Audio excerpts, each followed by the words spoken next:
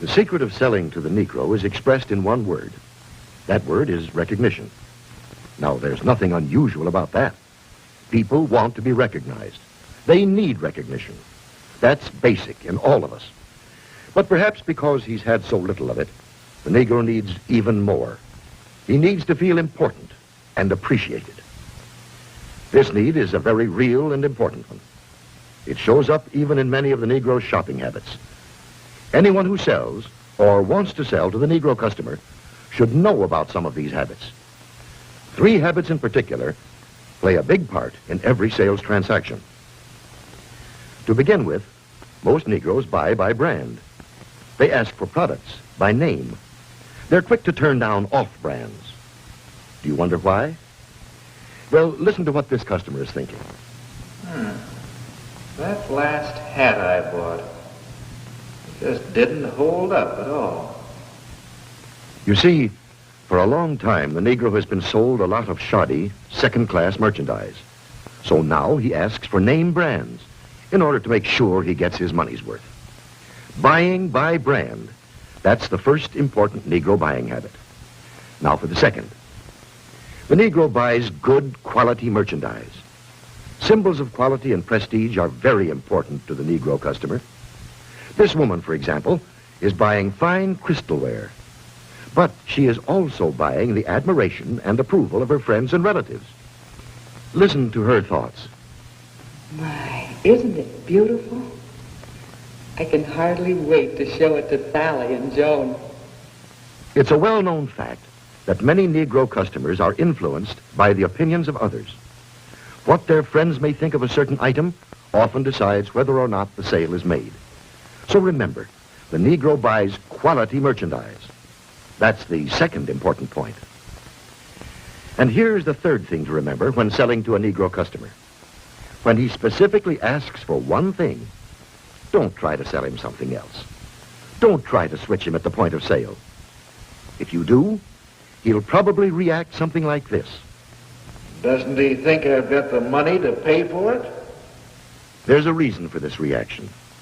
Again, because he's had experience with cheap merchandise, the Negro resents being offered a substitute. He wants to be sold on quality, not price. The Negro buys by brand, he buys quality, and he doesn't like to be switched at point of sale. These are the keys to selling the Negro customer.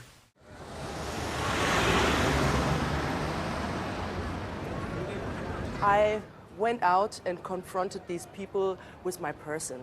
I tried to bring them out of their heads because they have an imagination of their enemy. But actually they don't meet them so much. Entschuldigung, für was demonstrieren Sie heute? Entschuldigung, für was demonstrieren Sie heute? Kein Kommentar, ich denke, Sie gehen besser. Warum machen Sie das jetzt hier? Warum gehen Sie auf die Straße? Geht den Scheißdreck an. So, können wir mal ein bisschen weggehen hier? Wie heißen Sie denn? Und zurück nach Afrika. Warum soll ich denn nach Afrika gehen? Ich bin ja hier geboren. Was würden Sie denn machen mit den ganzen Menschen, die eben so sind wie ich, die eine andere Hautfarbe haben? Also die Prognose ist so, dass wenn ein Staat sich wieder nationalisiert, das ist ja, sehen Sie bei anderen Nationalstaaten auch, dass Leute wie Sie dann wahrscheinlich eher dazu tendieren, in Vielvölkerstaaten oder in multikulturelle Schmelztiegel wie die USA auszuwandern. Wie Da steht wollen aber Sie die auch, zurückführen, bitte? die kriegen einen Ausweisungsbescheid und werden dann ausgewiesen aus Deutschland. Das wird aber jetzt auch schon so praktisch. You must have a vision for life. What's your vision as a Klansman? I see it as I'm not a racist. You're not a racist? No, I'm not a racist. Oh. Nobody is a racist that is in the Klan. No, but you are wearing like history. You're wearing like hundreds of years of threat and terror. This is more for ceremonial purposes. We're ruining the races. We're not improving the races, we're destroying the races. How does this work? Race mixing. You know, And how? cohabitation, How? having, Yeah. well, a black person and a white person having a child. Yeah, that's me. Well, hybrids do pretty well in the first generation, but from then on they don't. You know what a pure black person looks like. Yeah, but where's the white? A black person a really black-looking person, don't you see the connection? Classifications.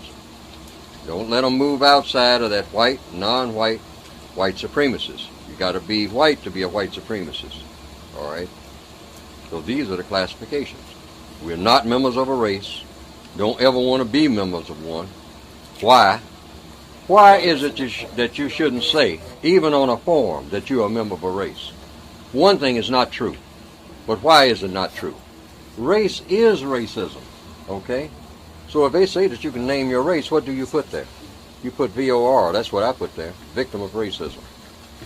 That way they have to ask me, what does that mean? See, when you start putting things on paper that you invent, people have to ask you what it means. That is a form of power. The white supremacists understand this. Now, I have put that on official forms. Sometimes I put B/VOR, Black Victim of Racism. What's been the response? What's been the response? The response? People look at it and, okay. That's the response I've always gotten. In that block where it says race, I put B/VOR. If it's not enough space, I'll just put B/VR. But it means the same thing, victim of racism. Because that's who I am. And if anybody asks me about it, that's what I'll say. I'll tell them that's what it means. I'm a victim of racism. I want the whole world to know that. You know, I'm more of that than I am anything. It's not just being black. That doesn't mean anything except somebody made it mean something. And what they made it mean is that I'm supposed to be pushed around. And who did that? The people that came up with this race designation in the first place. Because we didn't know nothing about that until the white supremacists told us. If you do not understand white supremacy racism, what it is, how it works, everything else that you understand will only confuse you. Information and guide for compensatory thought, speech, and or action. Racism, a basic perspective. The matter sometimes referred to as the race problem is the basic initial unfinished business among the people of the known universe.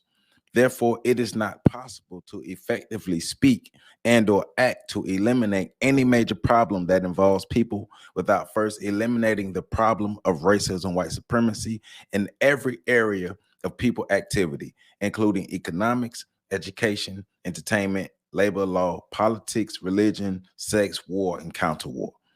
In order to do this, it is necessary for victims of racism or non-white people in effective numbers to know and understand who the racist white supremacists are, how they function, and know and understand how the power of the racists to practice racism can be nullified and or eliminated by victims of racism, speaking and or acting as individual persons, all by choice, according to a compensatory counter-racist code based on the logic of cause and effect.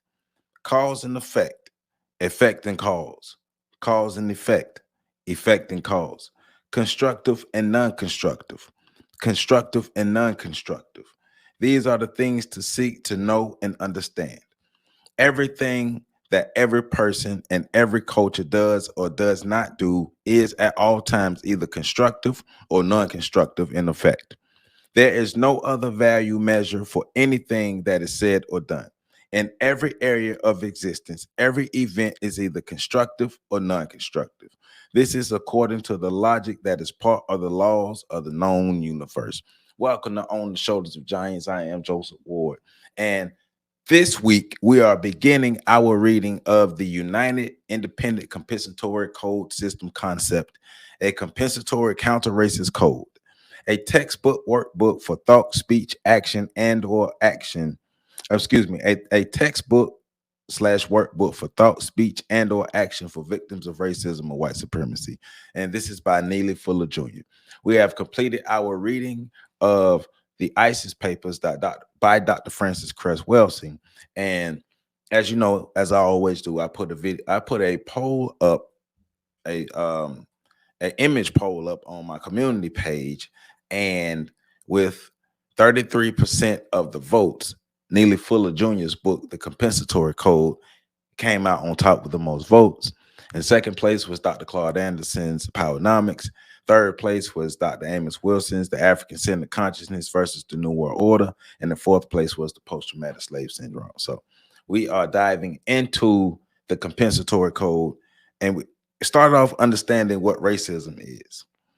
Race is racism, but race or racism is the basic or the major problem that is confronting us here in the known universe. All right. And that's what Neely Fuller is getting at. And so the book is starting off. So like I was reading in the beginning of the title of the book, this is a textbook. It is written like a textbook. It should be understood as a textbook, consumed as a textbook, and used as a textbook. And so after giving the basic perspective of race, he goes into breaking down the 9 areas of human activity. And so the 9 areas of human activity, once again, are economics, education, entertainment, labor, law, politics, religion, sex, war, or counter war. And we know this from our reading of the ISIS papers by Dr. Francis Cress Welsing. So let's go area by area. So economics does not mean simply acquiring, saving, and or spending money. Economics is not a tool of money. Money is a tool of economics. Economics is the result of people speaking and acting effectively in the production of justice and correctness. If it is not simply how money is handled that determines economics. It is a matter of how everything is handled and to what end. Economics pertain to how all time and all energy is used. Area 2 is education. Education means the process of learning all things about all things and or the process of learning all things about one thing. If all is known about one thing, then all is known about all things because all things are interrelated, that united field theory. Any learning situation is a school, and any school is a learning situation, regardless of time or place. A person who is learning is at that time in school. All education should be for the purpose of correct problem solving and solving the problem of white supremacy. Area 3 is entertainment. Entertainment means any activity that is desired or enjoyed, including that which is just or unjust, and that which is correct or incorrect. Entertainment can be either constructive or non-constructive. Area 4 is labor. Labor means any act of using time and energy to accomplish an objective. Constructive labor can and should be entertaining. Area 5 is law. Law means anything that is done. Area 6 is politics. Politics means people relations and or any interaction between people at any time in any place in any area of activity. And one thing that Neely Fuller is getting at is all these areas of activity are interrelated. They all interconnect because all things are connected, like we know with the unified field theory. Area 7 is religion. A person's religion is anything that a person strongly believes, plus what a person supports by his or her willful actions. Area 8 is sex. Sex means any socio-material interaction between a male and a female. Area 9 is war. War means any willful and deliberate, unjust or non-correct speech and or actions that are directly or indirectly used effectively against any creature, person, etc. Counter war means speech and or action used to stop a person, animal, or etc. from doing unjust and or non-correct harm, and the sum total of all words and all deeds that help to eliminate racism and helps to replace racism, white supremacy, with justice and balance between people. All areas of activity are interrelated. Everything is connected in these areas of human activity, because racism affects all these areas of human activity. And if racism affects one area of human activity, it affects all areas of human activity. Okay, so next, Neely Fuller gets into the 4 basic motivating factors for people behavior in the known universe. And so he's literally saying that these are the 4 highest motivating factors of human activity or people behavior, So the highest factor is racism, white supremacy. The second highest factor is reaction to racism. The third highest factor is sexual expression. And the fourth highest factor is reaction to sexual expression. And he has explanations for everything that he has in this book. All right. So racism in the form of white supremacy is the greatest motivating force by people that exist among the people of the known universe. All right. Every person in the known universe is either practicing white supremacy or he or she is compelled at all times to react to those persons who are practicing white supremacy. So that is the highest motivating force to either practice white supremacy or to resist white supremacy. That's the highest motivating factor of human behavior, of people behavior. The second, of course, is the reaction. So actually, those are the first two. So racism is the first basic motivating factor of people behavior. The second is the reaction to racism. Now, the third is sexual intercourse or sexual expression. So sexual intercourse and or sexual play is the second greatest motivating force by people that exist among people of the known universe. No other socio-material force by people affects so many people in so many places, so much in so many areas of activity as the factors of racism and sex. Racism and sex affect every area of human activity. Let's go back through it. Economics. Racism affect the economics of people and affect how people have sex and relate to sex and view sex. Education. Economics. Racism can either affect whether you receive an education or you don't. Sex can be embedded into the sex. Matter of fact, sex affects it because sex can be something that can be determined that can distract people from earning an education. Entertainment. Well, the sex sells in entertainment, and most people in entertainment is used as a tool for racism, for racial propaganda. Labor. Well, racism can affect whether you get a job or not. Sex, you can use sex as a form of labor. Law. Well, racism can affect what laws are made. Some laws are made to prevent the sale of sex. Politics. Racism and sex can affect what laws are made and what politicians get to where they need to get. Religion. Well, racism and sex can affect the messages that people give. And sex is something that is caught up in the churches all the time. Racism, remember the slave Bible? Racism can affect the type of religion you receive. Racism can affect the actual religion you receive. Because remember, Black people in America were given the religions that we have. And sex is everywhere in the church. War. Well, grape is used as a form of war. And remember, and with racism, well, remember how Black people were used in the all the wars that America were in, put on the front line as expendable bodies or even not even allowed to fight. So racism and sex affects all areas of human activity, but likewise, all other areas of human activity affect all areas of human activity. Remember that. Racism in the form of white supremacy is the greatest motivating factor for people that exist among people of the known universe. Remember that. Sexual intercourse is the second greatest motivating force by people that exist among the people of the known universe. All right, let's move forward. 3 basic goals sought by most people of the known universe. So the 3 basic goals that people seek. The first basic goal is to survive by any means necessary. The second basic goal is to dominate others through deceit and or direct violence, including the threat of direct violence. Or the third is to establish peace. All right. So there's an explanation for this. Most people in the known universe have no major goal greater than to survive by any means necessary. Most of the smartest and most powerful people in the known universe have no major goal greater than dominating and abusing others using deceit, direct violence, and or the threat of violence. Few people have no major goal greater than the establishment of peace. All right. Well, we have examples of all of this. we all know we we want to survive. That's our basic, our basic need is survival. We know that. But then we also see the domination of people and the deceit used to gain more resources to make your survival better than others. We see that.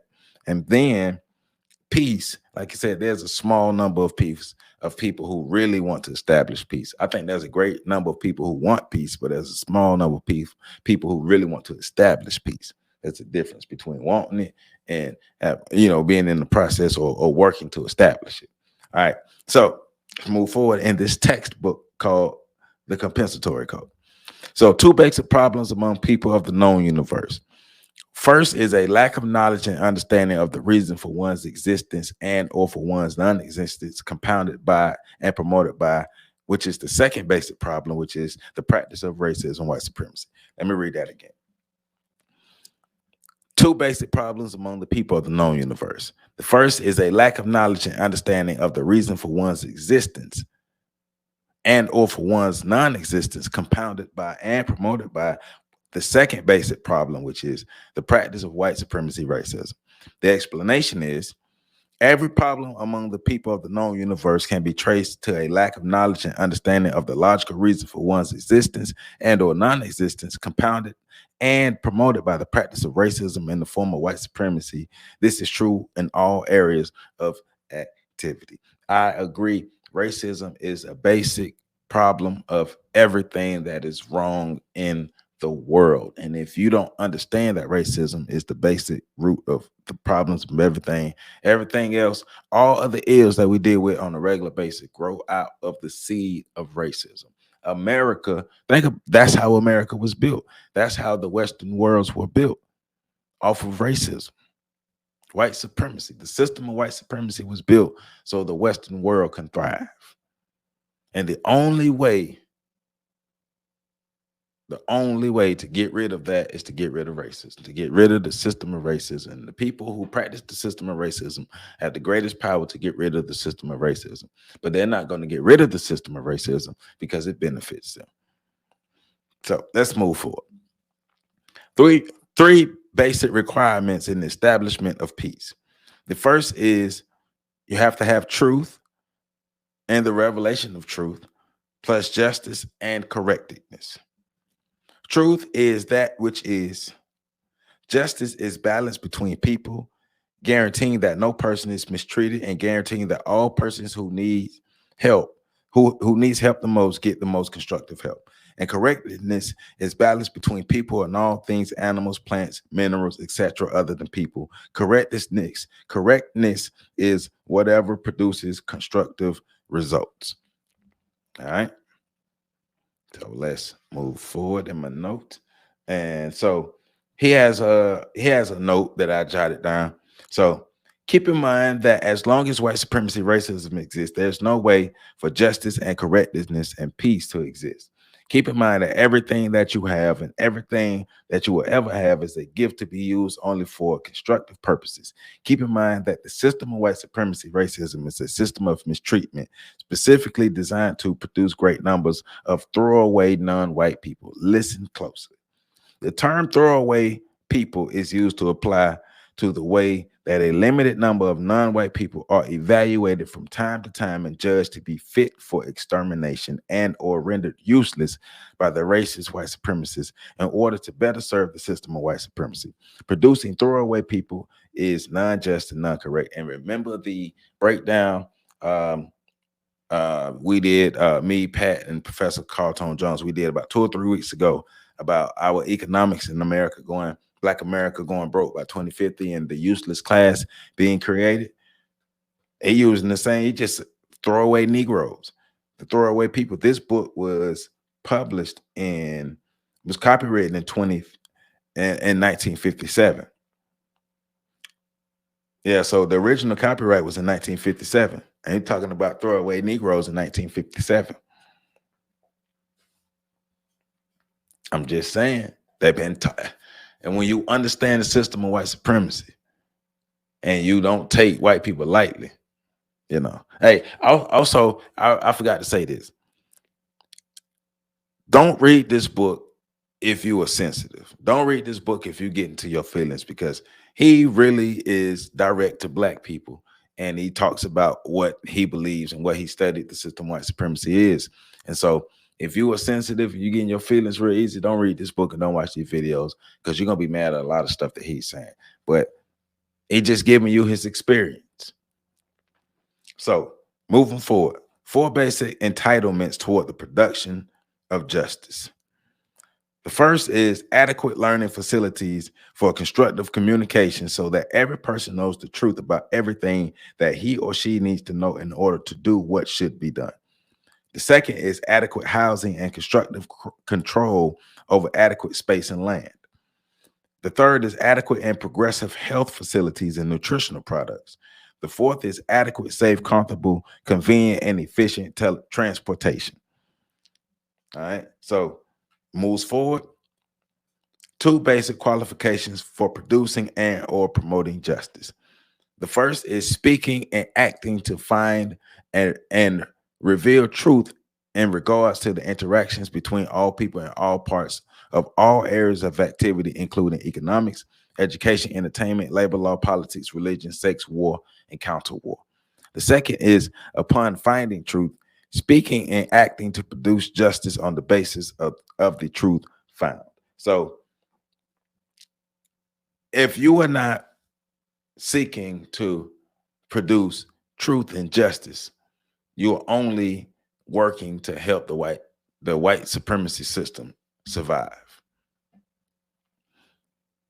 This book is getting into a lot of stuff that we talk about in our breakdowns, but if all of your actions are not toward truth, righteousness, and justice and the elimination of white supremacy, then all of your actions are in the support of white supremacy. And so that's why we have to be working towards peace. We have to be working towards justice and righteousness and correctness.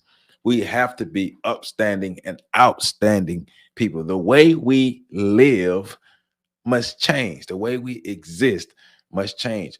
All areas of our lives must be constructive.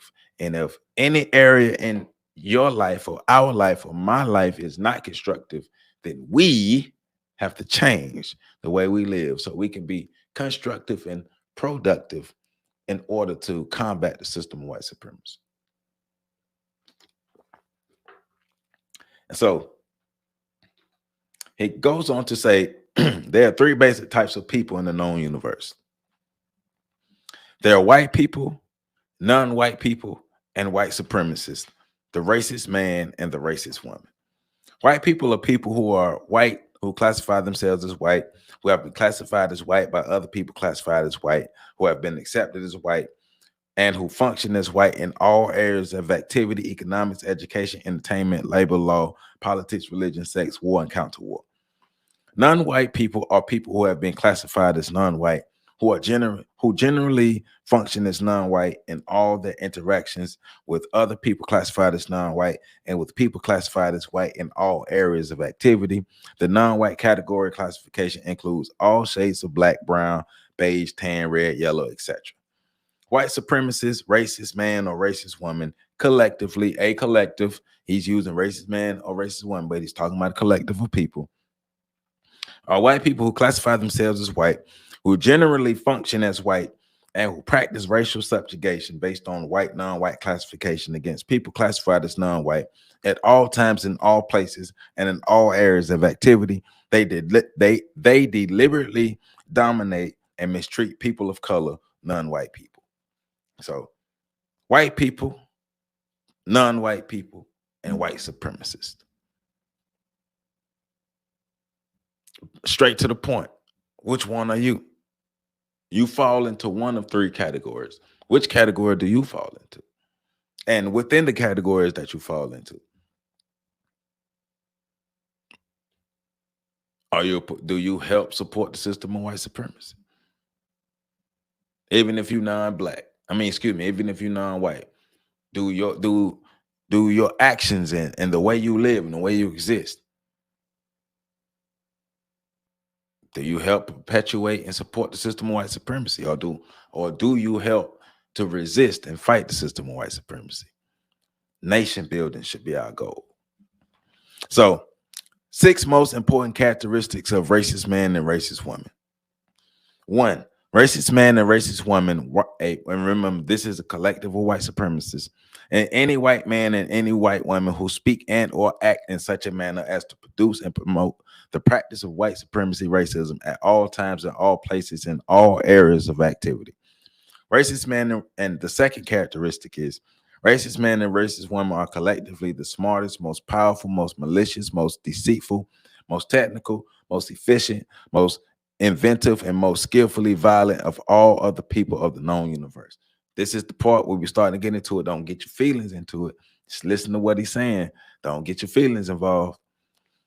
The second characteristic is racist men and racist women have their ultimate objective, the eternal promotion of their pride, ego, and arrogant incentive by practicing the eternal domination and abuse of people who they classify as non-white.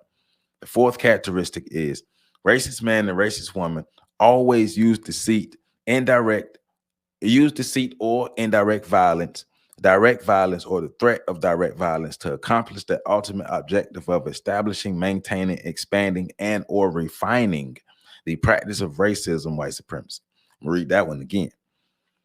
Racist man and racist woman always use deceit, indirect violence, direct violence, or the threat of direct violence to accomplish their ultimate objective of establishing, maintaining, expanding, and or refining the practice of racism, white supremacy. Racist men and racist women do not at any time willfully and deliberately do or say anything without the intention of establishing, maintaining, expanding, and or refining the practice of racism in all areas of human activity. Racist men and racist women, by practicing racism, are the greatest promoters of falsehood, non-justice, and incorrectness among the people of the known universe. Racist men and racist women make it their business to train their victims of the non-white people to react to every situation in a manner that causes their victims to do more harm to themselves than they do to the system of white supremacy racism. If you do not understand white supremacy, racism, what it is, how it works, everything else that you understand will only confuse you. And so think about the way I started this video with a snippet of the video of how to sell to the Negro. White people study Black people long enough to understand, first of all, Black people's need for acceptance. That's one thing they talked about, Black people's need for acceptance, Black people's need for adoration. And we all know that's acceptance, ultimately the acceptance by the whites. White acceptance, to be admired as white people, to be looked upon and looked up to as white people, right? To have that feeling of being on top, the feeling of domination. We want it, but we don't want to achieve it in the correct way. We just want to have a semblance of it. Second part of the video was the mixed race woman going to the different white people in different places, asking them about racism. And she really not understanding what the system of racism is and why people practice it and how it works and everything. That's why she was confused of their answers. And of course, they're confused of their answers, but all they know at the end of the day is they don't like Black people. But she's trying to figure out, well, why white people don't like Black people. Well, baby, you need to read the compensatory code. And then the third part is Neely Fuller breaking down what racism is. Race is racism, the classification and the separation of people via race by color characteristics. That is racism, because we all know at the end of the day, there is no such thing as the different races, but racism is a thing. And anybody says that racism doesn't exist, they probably people who either don't experience racism or people who help perpetuate the system of racism, because we have hundreds and hundreds of years of evidence to prove that racism is real. But the concept of race, like he was saying in the clip, don't buy into the concept of race. Have to be counter-racist at all times. Everything we do has to be constructive. Counter-racism, counter-racism, counter-racism. The white supremacists are usually the masters of the sciences of getting a non-white person to talk about their personal feelings in regards to all the 9 areas of people activity: economics, education, entertainment, labor law, politics, religion, sex, and war and counter-war. They are usually the masters of getting non-white people to do things out of emotion rather than the use of logic. We already know we're reactionary. We already know we emotional and reactionary, and white people know how to rile us up because at least once a year we get riled up over a killing.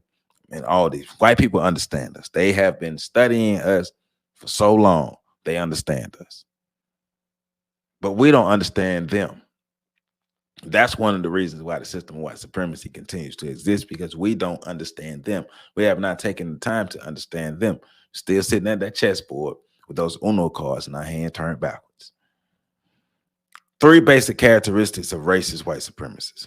They are powerful, smart, and or sophisticated, and malicious and or hostile. The racist white supremacists, by comparison and in relationship to non-white people, are the most powerful of all the people of the known universe. They are willing and able to dominate all non-white people at all times, in all places in the known universe, and in all areas of activity. The white supremacists are smart. They are also very sophisticated. They have a great deal of knowledge and understanding of many things. They are not naive or simple-minded. Their thoughts, speech, and actions are usually complex and greatly evolved in form and technique. They are very misleading of others and very clever in doing so. So he's saying, don't take them lightly. Stop acting like you smarter than the people who are dominating you. Because if you were smarter than them, they wouldn't be dominating you. Basically, you can say what you want to say. You can feel how you want to feel. You can do what you want to do. You can talk about all your degrees and all your accomplishments and all these things here. But if you have all your degrees and all your accomplishments, but you still have not figured out how to not be dominated by a minority group of people on the planet. Think about it. 3 basic characteristics of non-white people.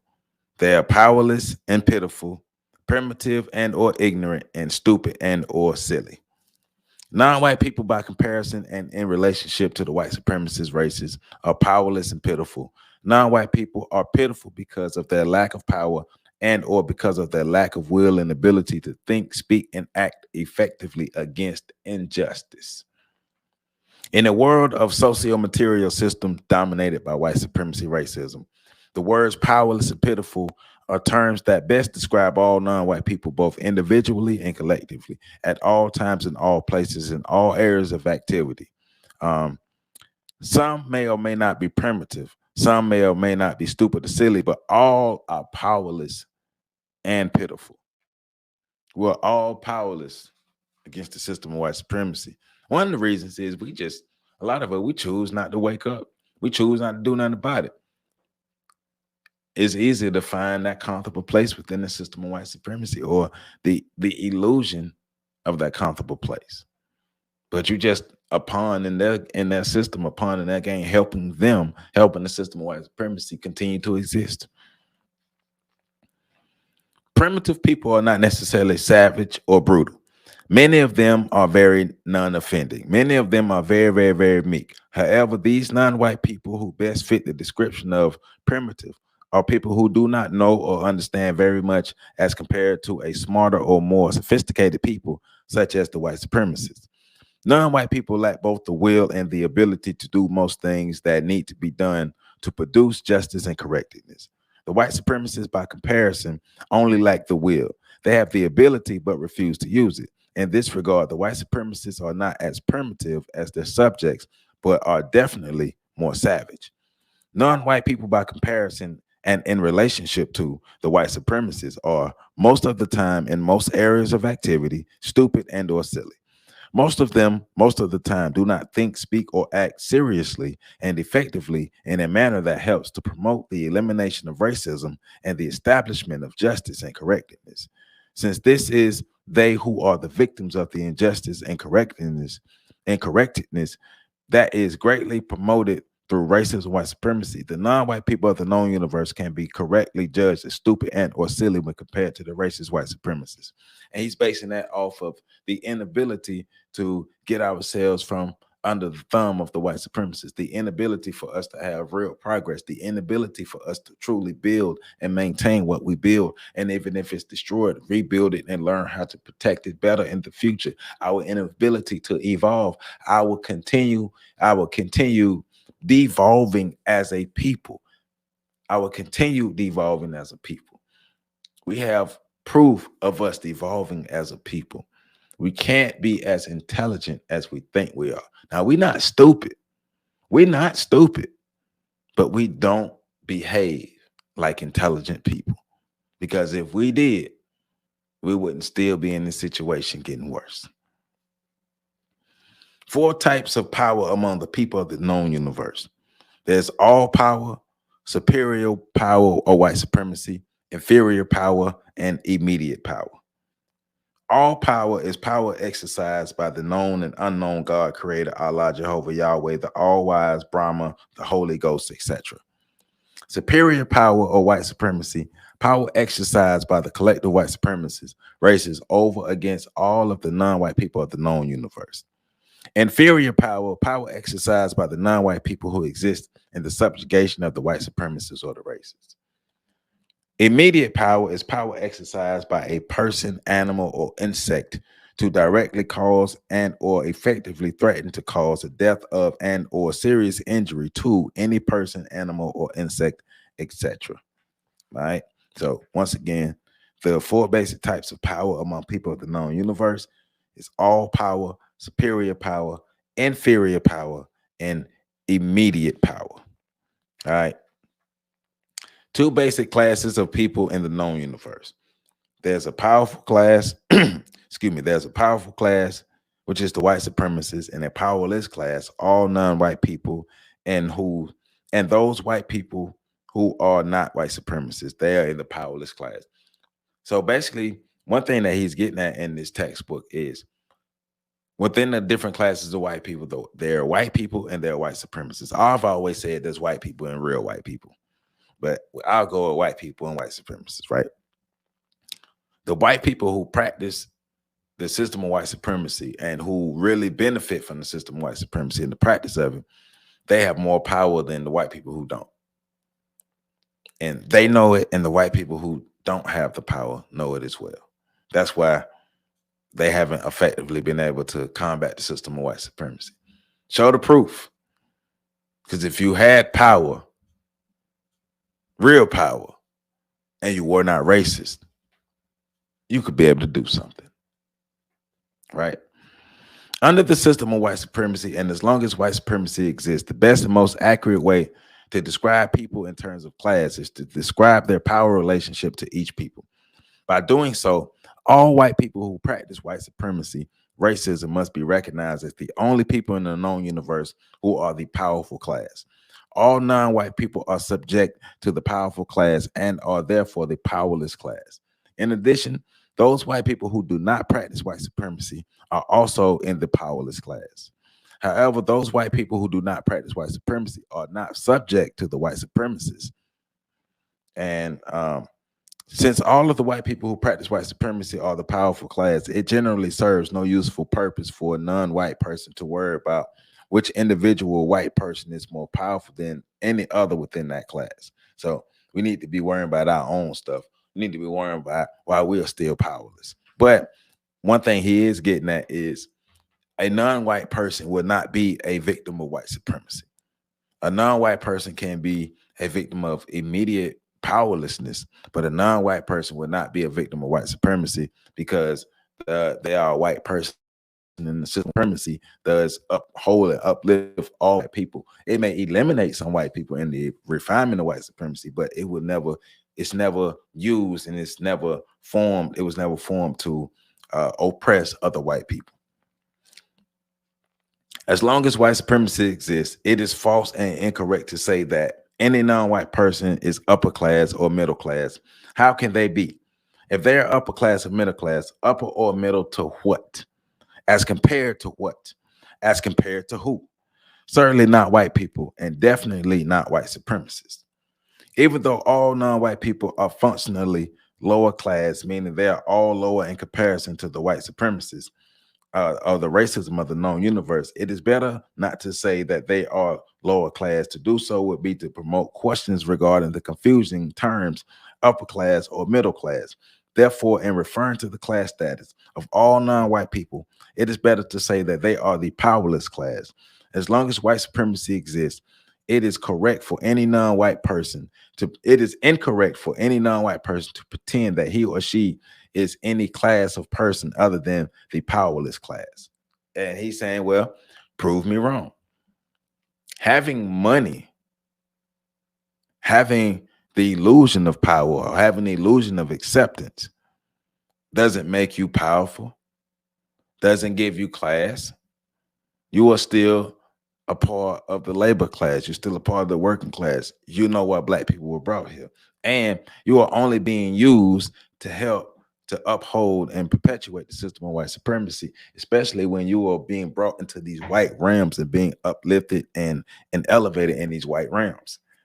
The difference between black progress and white progress.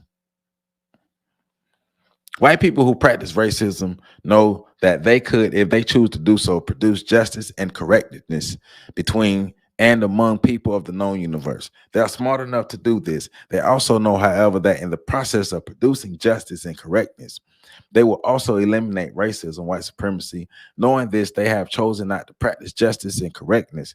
They prefer to continue to practice racism, even though they fully understand that in order to practice racism, they must do so by promoting falsehood, non-justice, and incorrectness. So they know what they're doing. They understand exactly what they're doing. They're not out here just muddling along, just, well, we're going to find out how to know. Nah, this is a sophisticated system that has been perfected over centuries. Y'all better understand what we're dealing with. Stop being confused. Get into these books. Get your copy of the compensatory code. If you don't have it, link in the description. Get your copy of the compensatory code. There's reason to believe that the basic duty of each and every person in the known universe is to find truth and to use truth in such a manner as to produce justice and correctness at all times, in all places, in all areas of activity. In practice, there is no other way for any person in the known universe to justify his or her continued existence. If you're not working toward peace, you're only working towards the perpetuation of white supremacy. Two basic reactions to racism and white supremacy. One is cooperation with white supremacy, or the resistance to white supremacy. Cooperation with white supremacy means any thought, speech, and or action by persons that directly or indirectly helps to promote the white supremacy system. Resistance to white supremacy means any thought, speech, and or action by persons that is effective against white supremacy. Keyword is effective against white supremacy and is intended to be effective against white supremacy. In a world socio-material system dominated by racism, every person who is physically and or mentally able to do so is either cooperating with white supremacy or resisting it. Which side are you on? During the existence of racism, no non-white person is or can be a racist. A person cannot be subject to racism and be a racist at the same time. This is according to the compensatory counter-racist logic. As long as white supremacy exists, all non-white people are victims of white supremacy. Those who willfully and deliberately cooperate with white supremacy are victims, as well as those who resist it. You could be a sellout and a victim at the same time, but you're still a sellout. All right. So 5 major political items in the thought, speech, and or actions of people in the known universe. The 5 thoughts are racism, meism, twoism, tribalism, and universalism. Racism, one or more white people using deceit, direct violence, or the threat of violence to promote falsehood, non-justice, and or incorrectness against non-white people on the basis of color in order to satisfy white people in every area of activity: economics, education, entertainment, labor law, politics, religion, sex, war, and counter war. Any one person thinking, speaking, and or acting to satisfy himself. Meism is any one person thinking, speaking, and or acting to satisfy himself or herself with little or no concern for others in one or more area of activity. Twoism is any two people thinking, speaking, and or acting to satisfy each other with little or no concern for others in one or more areas of activity. Tribalism is any three or more people thinking, speaking, and or acting to satisfy each other with little or no concern for others in one or more areas of activity. And universalism is any one or more persons thinking, speaking, and or acting to promote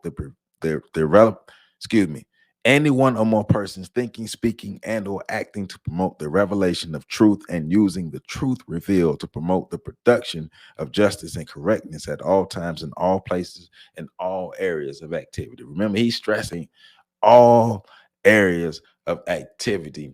We have to be focusing on truth, righteous, justice, and correctness. Two basic racial systems in the known universe: the racist speech and action of white supremacy and counter-racist speech and action of effective resistance to white supremacy. Keyword: effective, effective, effective. All right.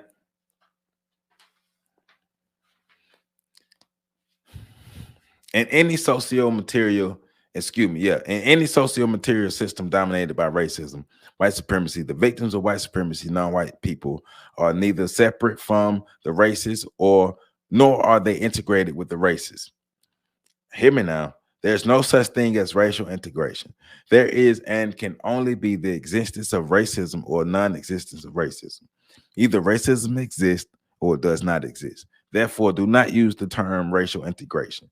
To describe any situation, use the term elimination of racism. There's no way to integrate racism. Racism can only be practiced or not practiced. And we've been telling y'all for a long time, nobody's integrated into nothing. Assimilation, yes. Integrated, no, because when you assimilate, you become a part of the system. You help perpetuate the system, or you think you're a part of the system, but you're perpetuating the system. Except as a concept, the existence of counter-racism can only be proven when white supremacy racism no longer exists. This is according to compensatory counter-racist logic. Let me read that again. Except as a concept, the existence of counter-racism can only be proven when racism, white supremacy, no longer exists. This is according to compensatory counter-racist logic. One more time. Except as a concept, the existence of counter-racism can only be proven when racism, white supremacy no longer exists. Other than that, we're just talking. Two basic methods of practicing racism, white supremacy. There's deceit, subtle or indirect violence, and direct violence, including the threat of violence. So deceit is saying things that are false and influencing non-white people to believe things that are not true. This is done in such a skillful manner that all non-white people directly or indirectly submit to and or cooperate with the practice of white supremacy racism. So all these nice people that you know, yeah, all your friends, all the nice people, all the things, well, everybody's okay. They're okay. We get lulled to sleep. The system refines itself. At the end of the day, the system is about production, not reduction. The system is economics is a part of it. Producing as much money as possible, not affecting the bottom dollar, but not affecting its production. So, hey, it's going to be refined and it's going to mature over the years, and it's going to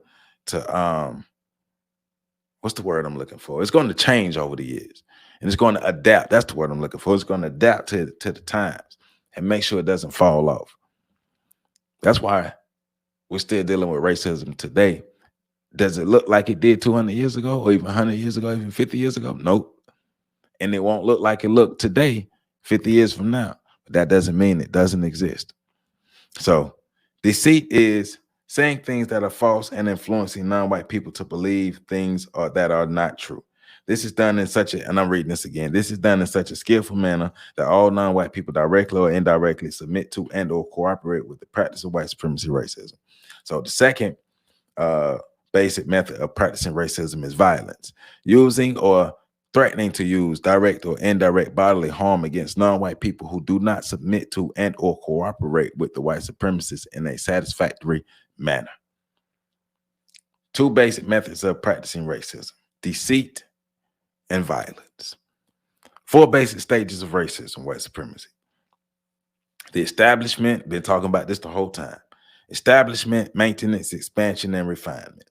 Establishment, maintenance, expansion, and refinement. Establishment, maintenance, expansion, and refinement. Establishment, the sum total of all speech and or action by those white people who seek to dominate and mistreat through the practice of racism, those persons classified as non-white. Maintenance, the sum total of all speech and or action by those white people who practice racism and who seek to continue, maintain, and practice racism at all times in all areas of activity. Expansion, the sum total of all speech and or action by those white people who practice racism and who do so in a manner that directly or indirectly helps to promote and increase, expanded the number of non-white people made subject to racism. And remember, expansion is they want to subject as many people to the system of white supremacy as possible. As many non-white people as they can get to submit to the system of white supremacy, they will do that. That will help expand the system of white supremacy and also extend the life of the system of white supremacy. Refinement, the sum total of all speech and or action by those white people who practice racism in a manner that improves, refines the methods that help to make the practice of racism more efficient and or more acceptable by the victims or non-white people. Let me read that again, because I think racism is in this refinement stage. The sum total of all speech and or action by those white people who practice racism in a manner that improves, refines the methods that helps to make the practice of racism more efficient and or more acceptable to their victims which are non-white people. Establishment, maintenance, expansion, and refinement. Establishment, expansion, maintenance, and refinement. Since white supremacy came into existence through a process which evolved through the thought, speech, and action of white people as individual persons, there is no known code of white supremacy that can be formally recognized as such in a single set of words or pictures. The basic code of white supremacy is the total pattern of everyday thought, speech, and action of the individual white person who practices it. Thus, everything that each white person says or does that helps to promote white supremacy is all a part of the white code, and all parts of the white code is for the purpose of maintaining white supremacy. Remember that. All parts of the white code is for the purpose of maintaining white supremacy. You might not understand what the white code or what she's talking about, or excuse me, what Neely Fuller is talking about the behaviors, but that's why you got to really get into I take that back. If you don't understand, I ain't gonna say you might not, but if you don't understand, the basic code of white supremacy is the total pattern of everyday thought, speech, and action of the individual white person who practices it. Because you may not see it, but it's a behavior. It's a refined behavior. It's a behavior that has evolved over time. Remember, I don't have to be out in the open. I don't have to try to hang you from a tree to be a racist. I could be your best friend and be a racist. I am helping to promote and maintain the system of white supremacy. And I can even do that by just trying to act like race don't exist. What is meant by refining white supremacy? The term refinement of white supremacy means to improve the methods of maintaining white supremacy. This means that the white supremacists work to decrease the necessity for using direct violence and or the threat of direct violence against the non-white people.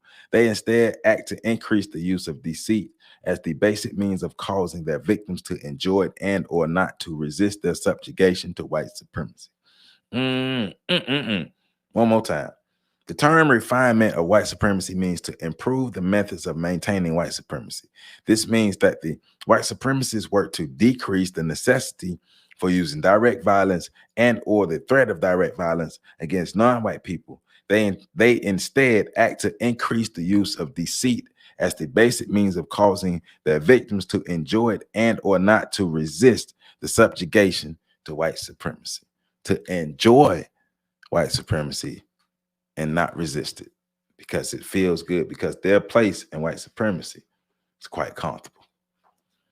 The refinement stage of white supremacy is the idea of the racial subjugation of the to best help those white supremacists who strive to produce it. They prefer a condition in which their victims willfully support being the subjects of white supremacists as they become between white and non-white people. The white supremacists promote the refinement of white supremacy by speaking and or acting in a manner that makes the practice of white supremacy more acceptable and or more appealing to the victims. This is done through a consistent process of improved deception. Make you feel like it's comfortable. Make you feel like it's cool. Make you feel like it's okay. Hey, there are more non-racist white people than there are racist white people. We're all not like that. I'm not like that. I'm not racist. You see in the video, the dude standing in the Ku Klux Klan regalia talking about he's not racist. Don't fall for the okie doke, black people. Keep your eye on the prize. Don't fall for the okie doke. Understand who you're dealing with. They are not your friends. The people who practice white supremacy are not your friends, and the white people who don't practice the system of white supremacy, but don't do nothing to resist the system of white supremacy are not your friends as well. And the black people who looking to find comfortable places in the system of white supremacy or even looking to outwardly support it, they're not your friends as well. So there are 6 major white supremacist strategies for confusion.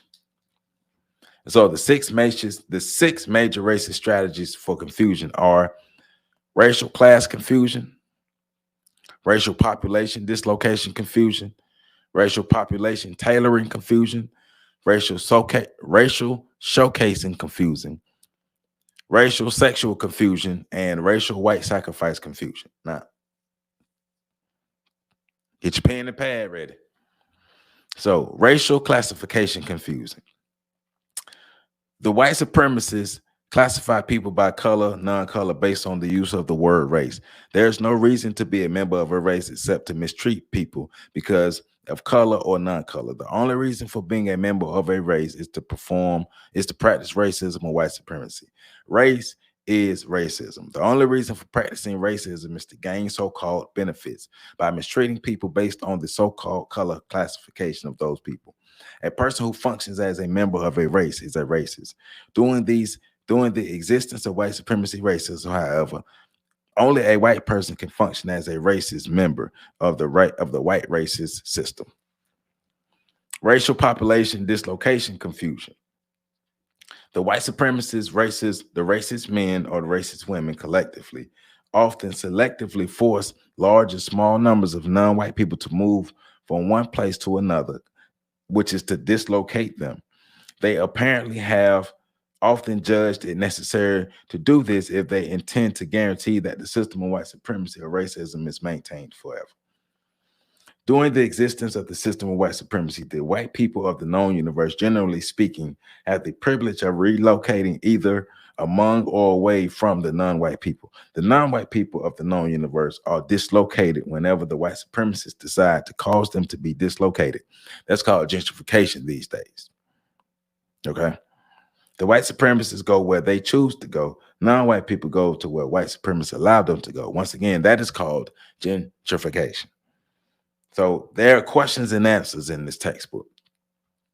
Page 26, the question is, what can you as an individual non-white person do about racial population dislocation or confusion?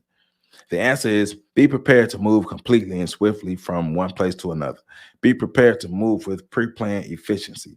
Know in advance where you will be moving and know where you will be moving to and what you will be doing after your arrival.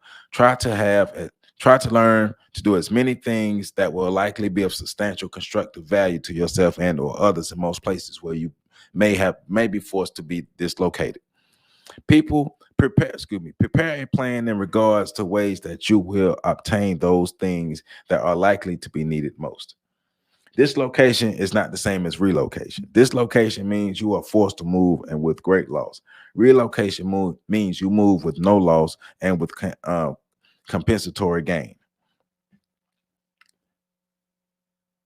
So the third confusion is racial population tailoring confusion.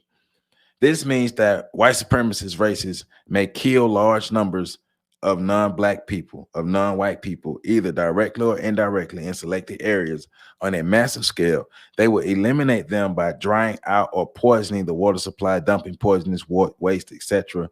They tailor the population for the purpose of maintaining better control over all the remaining non-white people. They have many ways of doing this. Racial population tailoring confusion. Part of the white supremacist racist plan of deleting selected populations of non-white people is to, from time to time, produce situations among non-white people that will guarantee that they will, out of anger, frustration, jealousy, want, and or confusion, eliminate each other. All of this racial population tailoring is designed to have the effect of guaranteeing that the non-white people of the known universe in their greatest numbers will not be of any major constructive value to any people except racist man and racist woman. So the fourth confusion is racial showcasing confusion. This applies to the white supremacist races taking large numbers of non-white people and putting them out front. Many non-white people may be able to showcase the places where they reside. They may be able to showcase their knowledge and expertise.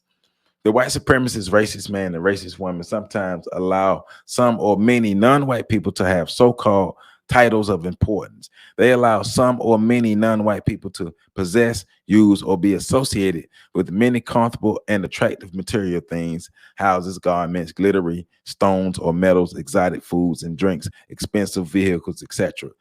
Hence the first video, How to Sell to a Negro. Go back and watch that.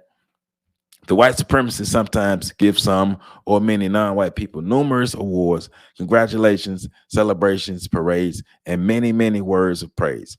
Many non-white people sometimes see many other non-white people receiving and enjoying many things that provide great comfort that is provided by the white supremacists. Such actions by the white supremacists usually cause many or most non-white people to become very confused. The white supremacists deliberately and skillfully cause this confusion in order to produce the illusion that the system of white supremacy, racism, no longer exists, if it ever did. Hey, we're nice white people. We're good white people. We like you guys. Hey, buddy, I love you. The white supremacists showcase these selected non-white people as being totally successful and not being victimized by and or not being subject to the system of white supremacy racism. The purpose of this is so that if any non-white person starts talking about racism in the future, they will be laughed at because it may appear that white supremacy has been put out of business. However, white supremacy is a world business, and like any other business, it works according to the logic of profits and losses, which means percentages. When one goes into business, one expects some losses. The white supremacists know that the cost of doing the business of white supremacy can increase or decrease. Racially showcasing carefully selected non-white people is one of the major ways that the white supremacists help themselves to maintain, expand, or refine the system of white supremacy. The white supremacists practice racial showcasing, confusion against non-white people by sometimes placing great numbers of non-white people in so-called prominent positions for the purpose of producing the illusion that racism and white supremacy, if it continues to exist, certainly does not exist enough to complain about. So, yeah. Yep. So the fifth confusion is racial sexual confusion. Racial sexual confusion is the white supremacist speaking and or acting to best help dominate and mistreat non-white people by adding to, subtracting from, multiplying, and or dividing the meaning of sex, non-sex, equal sex, late sex, male, female, man, woman, gender, sexual deviation, etc. Remember, this book was written in 1957. Why is the information in this book so relevant to what's going on in 2023? Because there's been no progress. And when you understand the people that you're up against, you know what they're going to do. Neely Fuller clearly understood white people better than the rest of us, because he's writing about how white people are existing in 2023 in 1957. The white supremacists sometimes speak and act to scramble the meaning of sex. They sometimes describe acts that are not sex acts as being acts that are sex acts. At other times, they describe the same or similar acts as being sex acts or sexual suggestive acts. In matters that are directly or indirectly associated with sex, the white supremacists will say and do anything that they have the reason to believe will result in confusion and or self-destructive behavior between and among non-white people. The white supremacists promote dishonesty and confusion in all things sexual that directly or indirectly involve non-white people. They apparently have concluded that artificially and confusion are essential in their strategy for weakening and wreaking all that constructive in the activities of the non-white people. So they want us confused in all areas of human activity. So the sixth area of confusion is racial white sacrifice confusion. And this is the last confusion, racial white sacrifice confusion. So here we go. This term applies when white supremacist racists speak and or act to determine and mistreat non-white people by doing great harm to themselves and or allowing others to do great harm to white people. The white supremacists sometimes do this in order to cause non-white people to believe that white supremacy does not exist, and or in order to cause non-white people to believe that racism is not a serious problem except for a few who have chosen to make it so. Listen, the white supremacists often intend to confuse non-white people by showing that many white people suffer and die from neglect and or mistreatment. The white supremacists often present this condition as so-called proof that white supremacy exists only in the imagination of a few people who have guessed incorrectly that white supremacy racism continues to exist.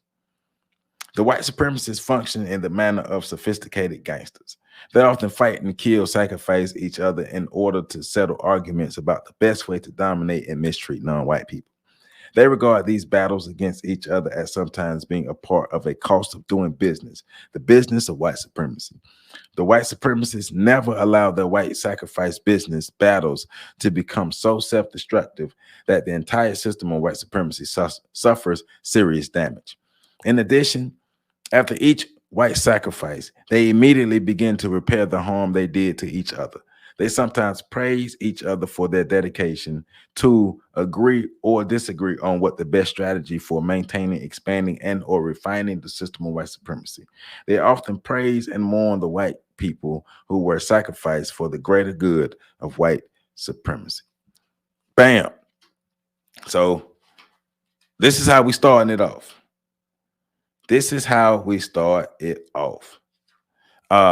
And so this last thing is, do not assume that those white people who fight and or kill one another are not racist or white supremacists. It's all a part of the sacrifice. It's all a part of the sacrifice. So that basically, I gave you excerpts from my readings of from page 1 to page 39.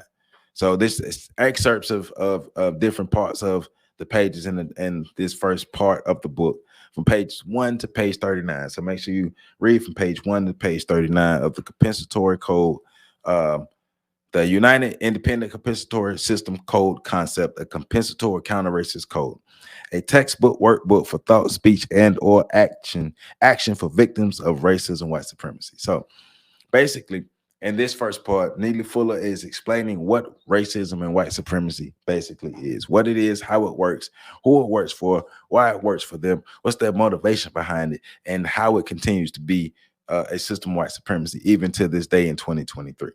Especially when people keep telling us that racism shouldn't exist today and racism won't exist in the future. When somebody is telling you that racism shouldn't exist today and racism won't exist in the future, those are people who don't understand the system of racism and white supremacy.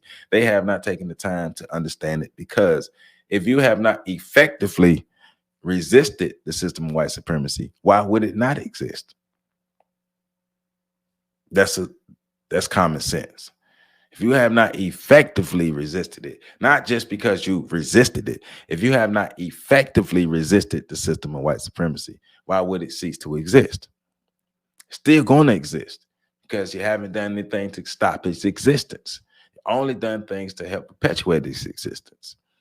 So, like I was saying earlier, we have to analyze every aspect of our being, every aspect of how we exist, every aspect of how we live as Black people in the world, or Black people in America, and evaluate, do our actions help to promote the system of white supremacy, or do our actions help to resist the system of white supremacy? Are we out here really being Black white supremacists and don't know it? Or are we being the upstanding Black people that we need to be to make sure that we're effectively fighting what's happening to us? That means being constructive in all areas of activity, being constructive for ourselves, being productive for ourselves in all areas, all 9 areas of human activity. Hey, man. Hey, but that's my time today. That's my time. I am Joseph Ward. Thank y'all for tuning in. Remember, we've completed the reading of the ISIS Papers by Dr. Francis Cress Welsing, and we are jumping into the United Independent Compensatory Code System concept, a compensatory counter-racist code, a textbook workbook for thought, speech, and or action for victims of racism, white supremacy. I like it already. I'm enjoying my reading and all my note taking so far, and I'm gonna enjoy giving you the notes that I get from it. We're gonna have fun with this one. Y'all know how it is, man. Y'all know what it is and how we do. Remember, comment, like this video, comment, share it, subscribe to this channel if you haven't already. I love y'all. Make sure y'all catch this next video. I'm out.